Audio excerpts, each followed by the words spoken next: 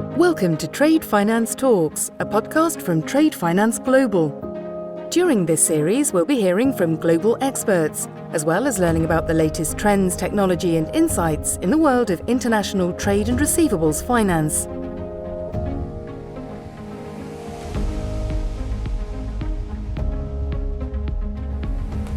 Episode 20. I'm Dipesh Patel, editor at Trade Finance Global. Today we're celebrating our 20th podcast of Trade Finance Talks, and we're doing something very special. It's our first ever podcast takeover, and I'm delighted to have Michael Bickers, editorial director of BCR Publishing, who Trade Finance Global have partnered with for the BCR Supply Chain Finance Summit APAC on the 15th and 16th of October in Singapore. Michael, thank you for coming. Oh, I'm delighted to be here. Michael, I'm handing the microphone over to you now, so I will leave it with you to introduce our topic for today, our fantastic guest speaker, and take over as our host for Trade Finance Talks. Michael, over to you. Thank you, Dipesh. Well, today's topic is going to be around supply chain finance programs in Asia, how they're changing and what corporate treasurers, transaction banking teams, and service providers could be thinking about when it comes to supply chain finance. Well, mainly thanks to technology, transaction banking is going through a revolution across Asia, particularly within the supply chain finance space. We talk about digitization within receivables finance a lot at BCR and TRF News. And as the world moves away from traditional instruments like the letter of credit and towards open account trade, banks are increasingly funding suppliers of large corporates via dedicated supply chain finance programs. So I'm delighted to welcome our guest today, who is Jolyon Ellwood-Russell, who's a partner financial markets at Simmons Simmons, a law firm based in Hong Kong. Jolyon is a finance lawyer with a wide variety of experience in banking and finance transactions, and in particular is a specialist in trade receivables commodity finance.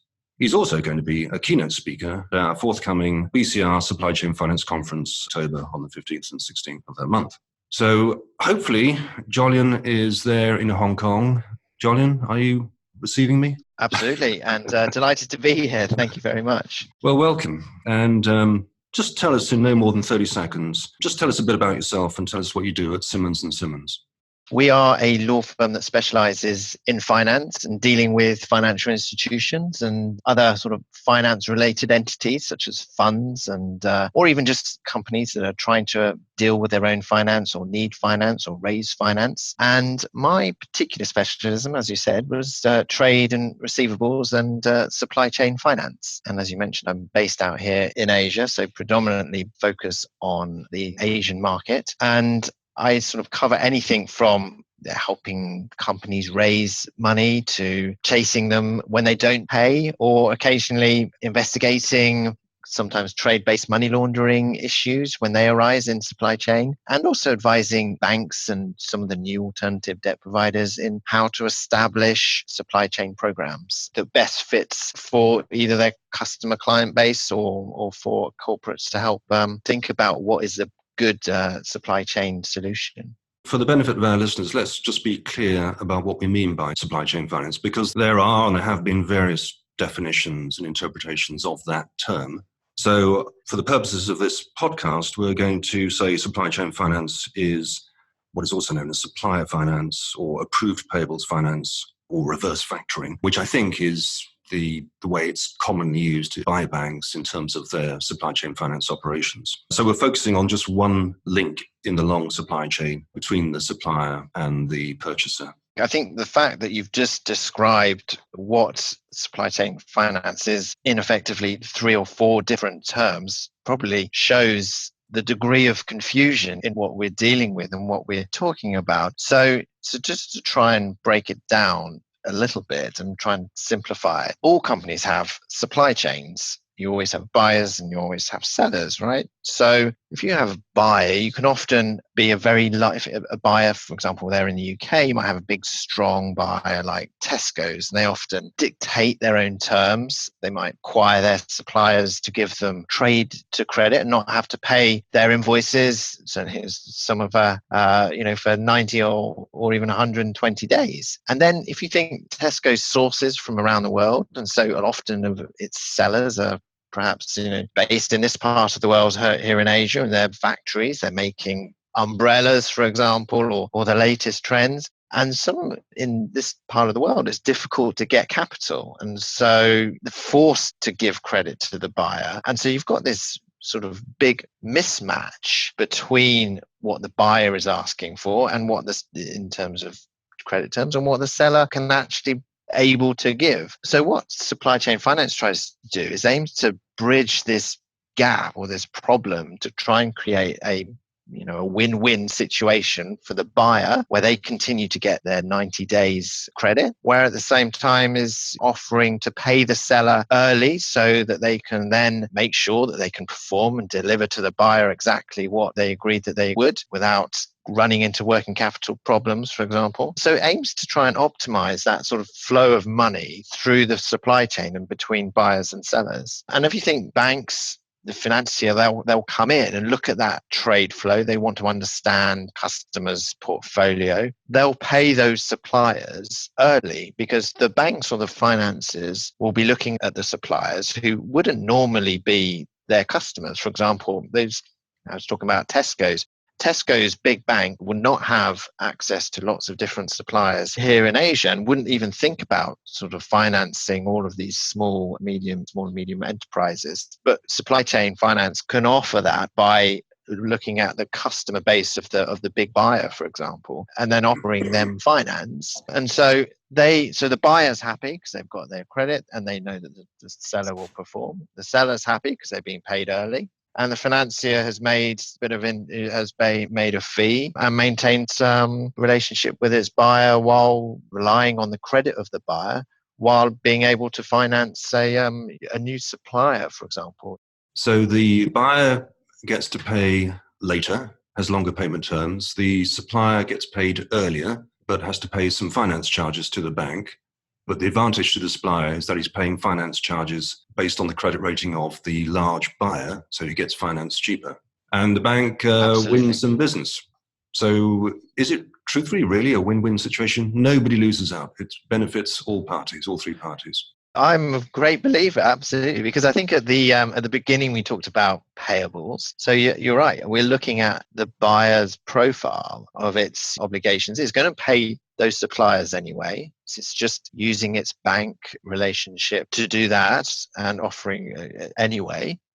It's approved payables. There's no real, for the financier, there's not any, because it's been approved by the buyer. The buyer's going to pay it anyway. So the purchaser has accepted the invoice, accepted the goods. There's not going to be much risk of any dispute in relation to the quality because they've accepted it. That is why we do call it a win-win situation on that.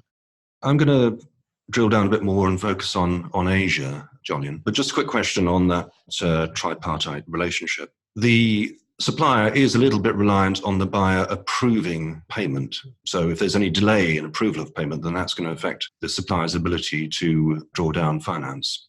Is that an issue which comes up? That is, and that has perhaps since time has began, then people don't want to pay on time, and that's inevitable. But I think, and what we'll talk about a bit later on, is what we're seeing, and certainly here in Asia, is the development and the visibility via various technology platforms, for example, really facilitating the ability to give that approval and for everyone to see that whole flow then trigger into place. Some of these banks have Is it automated to some extent? Yeah, yes, absolutely. And it's getting even more automated. And some of these banks have got incredible technology platforms that the treasurer at the Tesco's can click the button and then it all just flows through. And at the same time, you've got new players coming in using various bits of technology and their own fintech and blockchain solutions that help that whole smart contract. When goods are delivered at a certain point, then again, they're approved and again,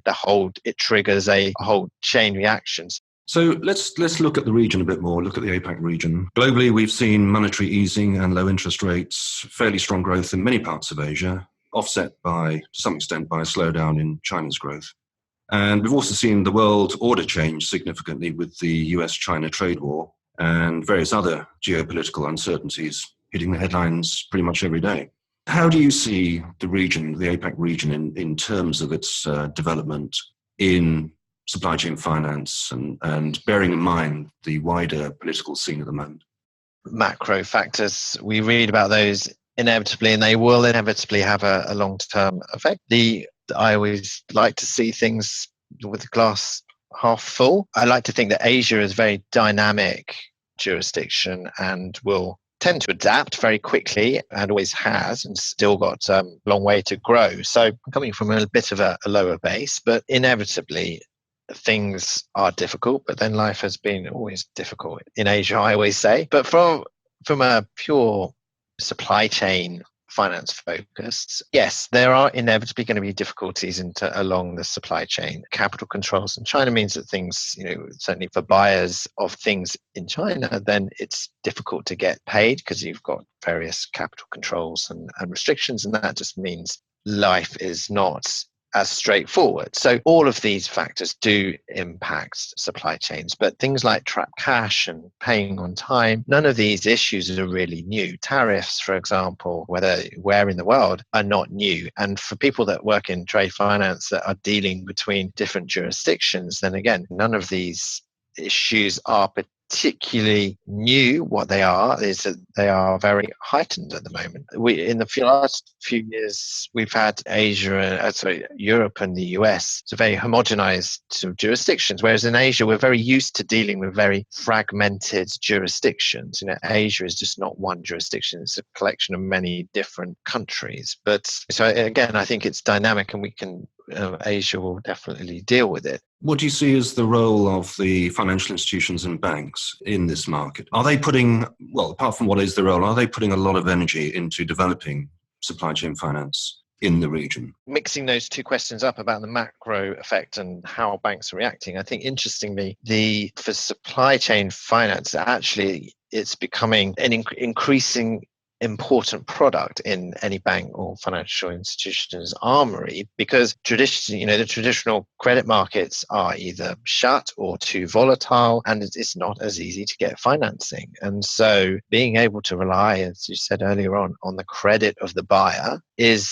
means that actually some of as a way to raise capital, it's still very healthy. And if you look at the world, the large supply chain programs, we're still buying our mobile phones and our HPs, computers. And a lot of these big manufacturers are the ones who are driving these big, supply chain programs. Okay, just stop there for a second, John. I just want to cut in with a question about the reason the banks are in this space, because in the West, as you probably know, in Europe, margins are very fine in supply chain finance structures for banks. So they're making quite small profit out of supply chain finance structures.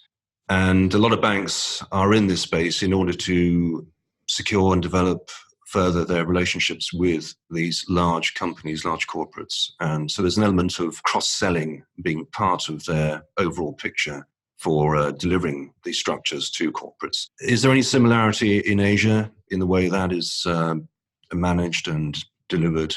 To an extent, yes, that's absolutely right in terms of wanting to try and develop the continuing cross-sell relationship of the buyer. But also, I think certainly in Asia and with the trade wars, right, the factories and suppliers are very nimble and they can move very quickly. And so banks want to maintain that relationship with the buyers because they know the supply routes that have been for the last 10, 15, 20 years are going to move because of the macro situations. And so if they want to carry on that good relationship with their big buyer, then as a lot of their suppliers move to different, maybe more unfamiliar jurisdictions, for example, a lot of factories moving from China to Vietnam, then those banks realize that as a product, this is a good way to keep in their relationships with the buyers, because actually it's very flexible in terms of in a world where the number of suppliers will change very quickly.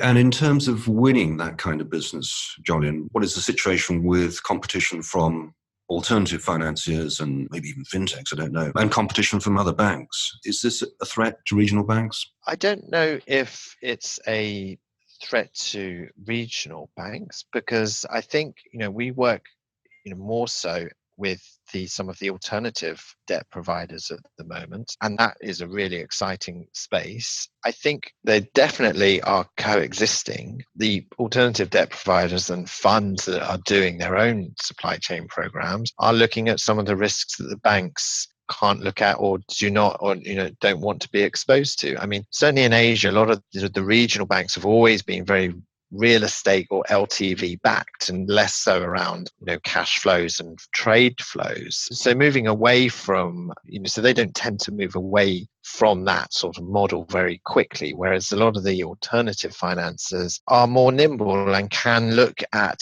and understand the supply chain, and so are willing to take on that risk and supply those particular borrowers. On that point, in terms of what the alternative financiers can do in terms of financing the supply chain compared to what the banks are doing, is part of that their ability to finance the long tail of suppliers, the smaller SMEs, whereas the banks may be focusing more on the larger SMEs in the supply chain? I think that's possibly right. The banks are, to an extent, they are very good. They've got balance sheets. They know how to buy receivables. They can assess all the risks. They're good at payment processing and have always been the traditional home of supply chain finance. But they are constrained. Certainly, they've had a bit of criticism in Europe, whereas the alternative debt providers can be more nimble. They are focusing, they're less institutionalized, and they can focus on the entire supply chain of a particular corporate. But they're also not restricted by Basel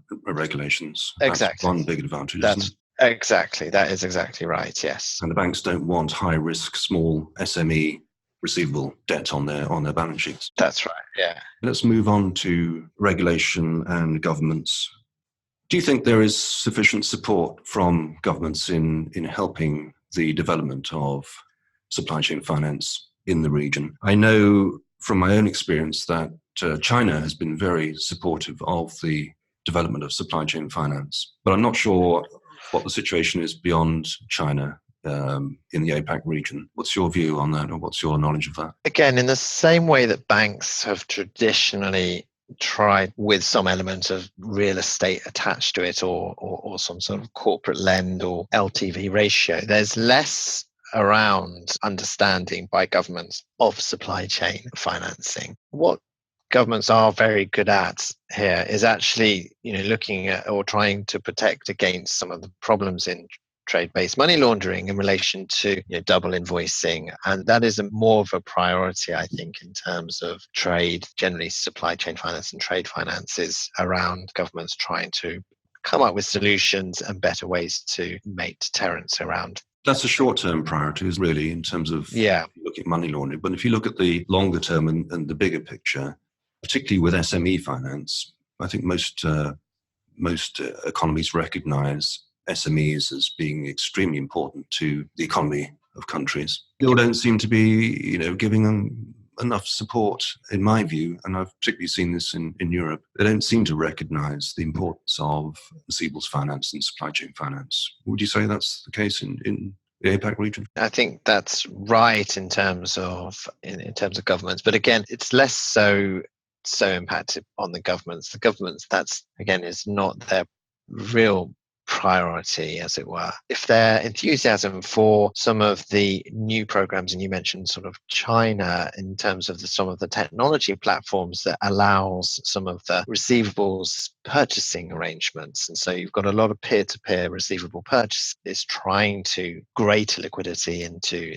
receivables. That's getting a lot of interest by both governments and also the fintechs. And when you think there's so much support with these people like Alibaba and Tencent, and you've got all of these huge logistic and providers and producers that have so much contractors to suppliers, then it's those ones rather than governments. And arguably in China, there's a lot of government influence, are trying to drive coming up with new platforms and financing methods very similar to supply chain finance, and that is really being taken note of in Asia. And I think that's and I think when Alibaba and Tencent and come up with these new platforms, then people do take note, and I think that's what we're really starting to see here.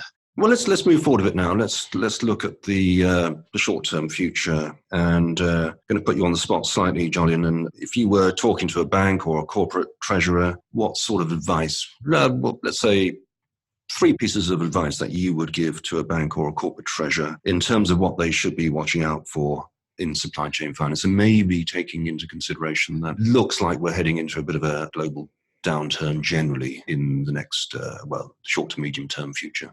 One key thing, and certainly out here in Asia, is actually sustainability. And, people are saying, what's that got to do with supply chain finance? This is the actual thing that I get really excited about, because despite the macro change in the world in terms of the trade wars and downturns and whatever, there is no doubt a more sentiment towards and demand by consumers to understand where their goods are coming from, and they want to know where their financing of those goods are coming from. And sustainability, I think, is absolutely key. And I keep saying this to both treasurers and to banks, because for sustainability in supply chain is where there can be a real behavioral change. And that is what is really exciting, because if you've got a normal supply chain program, we say to treasurers, right, when you tell your sourcing and your procurement team, make sure that when you get your suppliers information, get their ESG ratings, or try and get as much ESG information out of them, because then what you can do is you can then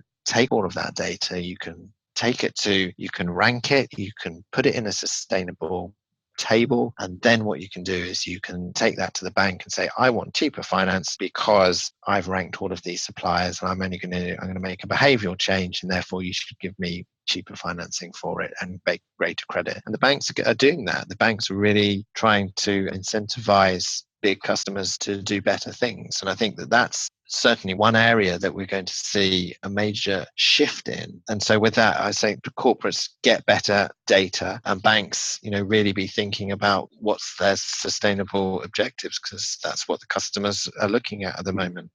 Do you see a lot of potential growth, just wrapping up now, in the Asia Pacific region for supply chain finance? Do you see this really moving forward in the coming years? I do. I see more and more. I know that we've been talking about supply chain finance in Asia for a long time in terms, but again, it's always been with the institutional banks. And I think now with fintechs and data being so important, and what data provides is visibility and more certainty. And that is what traditionally in Asia has been lacking, because there's not been the standards for financial accounting are less homogenized. And so, but now if you could see with fintechs and the data, you can just track all of the of where the supply, whether the buyers and sellers and supply the routes are in real time, and that data is far more valuable than actually bankers' credit rating on an SME. So I do see that, yes, there is going to be a real dramatic increase in where supply chain is, but it won't be in the same form.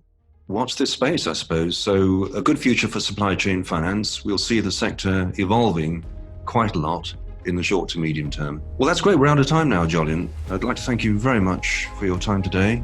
And we look forward to seeing you in Singapore in October at the BCR conference. Thank you very much. Thank you very much. Thanks for listening to Trade Finance Talks. Be sure to subscribe to our podcasts at tradefinanceglobal.com.